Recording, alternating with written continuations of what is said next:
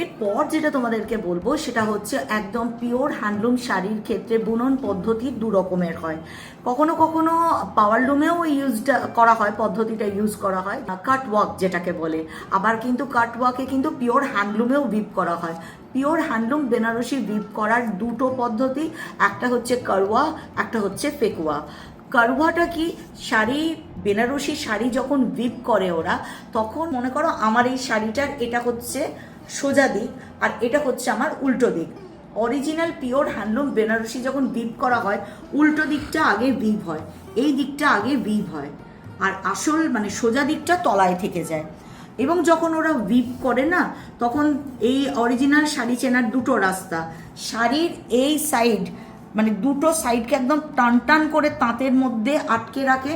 এই একদম টান টান করে আটকে রাখার জন্য এই বর্ডার বরাবর দেখবে ফুটো ফুটো ফুটো ফুটো মতো নিডলের মতো দাগ থেকে যায়। যে শাড়িতে ওটা থাকে ওটাই অরিজিনাল হ্যান্ডলুম বেনারসির ক্ষেত্রেও ওটা কিন্তু পিওর হ্যান্ডলুম বেনারসি শাড়ি চেনার ওটা একটা রাস্তা, যেটাকে শাড়িটাকে যেহেতু টান টান করে রাখে, সাইডে দেখবে অগণিত নিডলের ফুটোর মতো এরকম পুরো শাড়ি ভর্তি হয়ে যায়। আর যখন উল্টো দিকে ওরা বোনে না, তখন উল্টো দিকের যে মোটিভ বা যে ডিজাইনটাকে ওরা উইভ করে, সোজাতেও সেম থাকবে, মানে দুটো দিক একদম সেম টু সেম।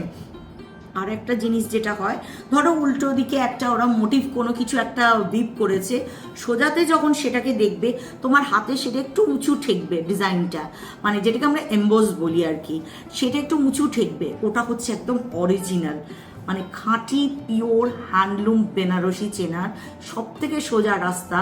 ওই সাইডে পার বরাবর ফুটো ফুটো থাকা, যেটা নেডল থ্রেডের মতো। আর হচ্ছে যখন শাড়িটাকে তোমরা উল্টাবে, যে মোটিভ বা যে ডিজাইনটা করা আছে হাত দিয়ে বুঝবে, দেখবে একটু উঁচু ঠেকবে, ওটা জানবে একদম অরিজিনাল আর খাঁটি। এবং প্রত্যেকটা ডিজাইনকে আলাদা আলাদা করে উইভ করা হয়।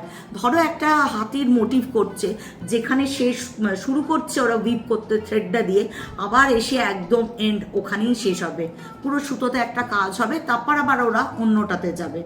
তো এই তোমার করওয়াতে নানা রকম মোটিভ, নানা রকম তোমার চালচিত্র, এগুলোকে তুলে ধরা। এবং এটা এতটা টাফ একটা প্রসিডিওর উইভিংয়ের, একটা শাড়ি বুনতে 2.5 থেকে 3 মাস লেগে যায়।